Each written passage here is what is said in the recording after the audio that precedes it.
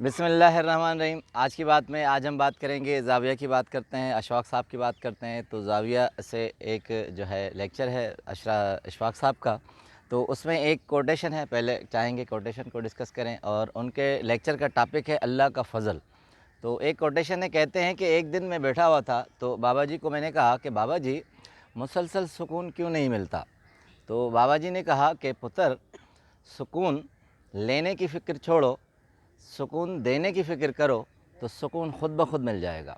तो चलते हैं अल्लाह का फ़ज़ल में। अल्लाह के फ़ज़ल में कहते हैं कि आजकल ऐसा दौर आ गया है कि मादियत पसंद है, मादा परस्त हो गए हम माल की तरफ तवज्जो होती है। तो हमने दुनियादारी में अपने आप को इतना लगाया है कि अल्लाह की तरफ लोल नहीं लगाते। हम दुनिया की तरफ इतने माइल हो गए। तो अपनी यादों को याद कर रहे हैं। कहते हैं कि जब हम बच्चे थे, छोटे थे, तो जुम्मे की नमाज़ का बहुत बड़ा एहतमाम होता था। तो वालिद साहब हमारे जबरन ज़बरदस्ती हमें ख़ुद तैयार होते थे, हमें भी तैयार करते थे। दिल नहीं मानता था, मगर फिर भी हम ज़बरदस्ती नमाज़ के लिए जाते थे। कहते हैं ये सिलसिला तो मैट्रिक तक चल निकला। तो हम तैयार होते, जुम्मे की तरफ जाते और अल्लाह ताला के फ़ज़ल की तरफ जाते, मगर हम अपने वालिद साहब के खौफ की वजह से। कहते हैं फिर हम शहर में गए तालीम हासिल करने के लिए, फ़र्स्ट ईयर।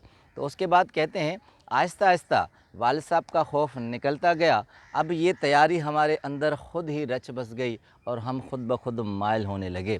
तो जब जुम्मे का एहतमाम होता था, तो उसमें हमें याद आता था कि अल्लाह ताला का हुक्म है कि जब नमाज के लिए अज़ान दी जाए, तो आप जुम्मे की तरफ दौड़ें, और नमाज़ पढ़कर जब फ़ारिग हों, तो फिर दूर दूर तक फैल जाएं और अल्लाह के फ़ज़ल की तलाश करें।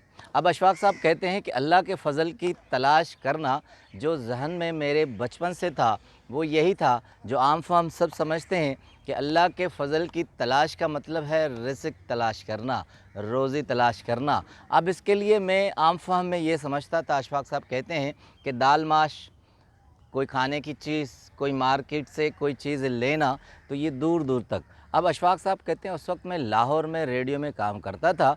अब चूँकि रहता वहीं था, 2 गज़ का बमुश्किल कोई मुफ़ासला होता था।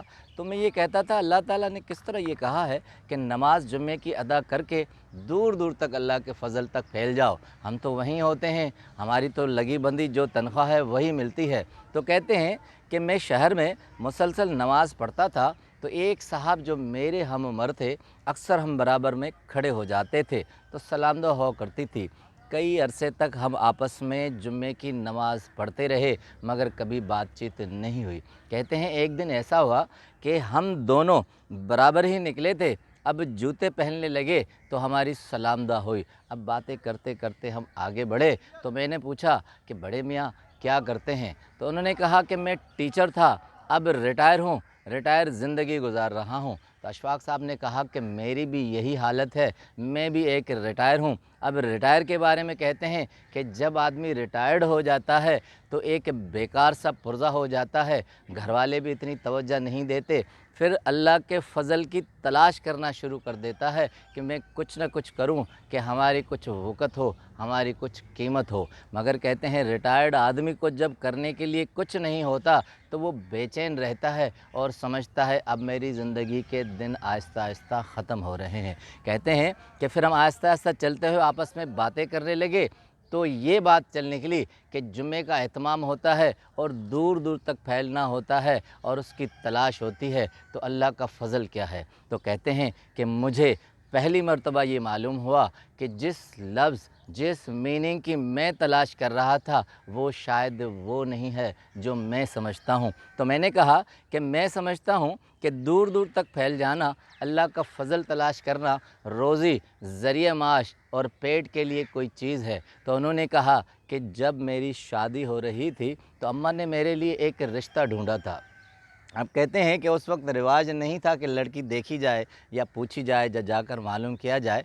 तो उस बड़े मियाँ ने मुझे बताया कि जब मेरी शादी हो रही थी, तो अम्मा ने कहा कि पुत्र, अब जिससे तुम्हारा रिश्ता हो रहा है वही अब तुम्हारी ज़िंदगी है, मगर थोड़ी सी गलती है जिसे तुमने अपनी माँ का हुक्म समझकर बर्दाश्त करना है। तो कहते हैं बड़े मियाँ ने कहा कि मैंने अम्मा को कहा कि अम्मा जो भी होगा लिखा हुआ मैं उसे कबूल कर लूँगा। तो अम्मा ने कहा वो थोड़ी सी भेंगी है, आँखों में थोड़ा सा टेढ़ापन है, मगर तुम्हें उसके साथ ज़िंदगी बहुत बखूबी सरअंजाम देनी है।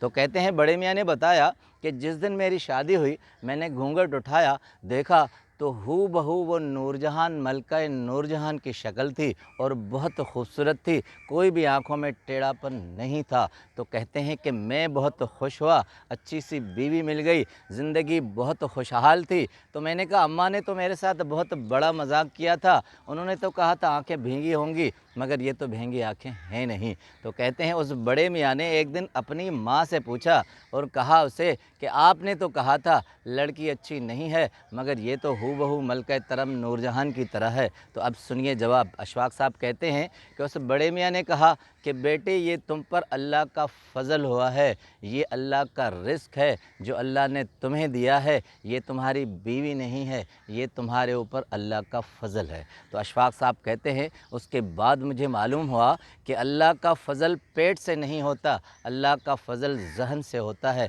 अल्लाह का फ़ज़ल पेट भरने से नहीं होता, अल्लाह का फ़ज़ल सुकून हासिल करने से होता है। फिर मुझे मालूम हुआ कि जब हम जुम्मे का एहतमाम करते हैं और फिर दूर दूर तक फैल जाते हैं तो वो पेट का एहतमाम नहीं होता, वो सुकून का एहतमाम होता है। ज़िंदगी में जब भी अल्लाह का फ़ज़ल ढूंढना हो तो आप मुसलसल सुकून की तलाश में रहें, ना कि पेट की तलाश में रहें। आपका बहुत बहुत शुक्रिया।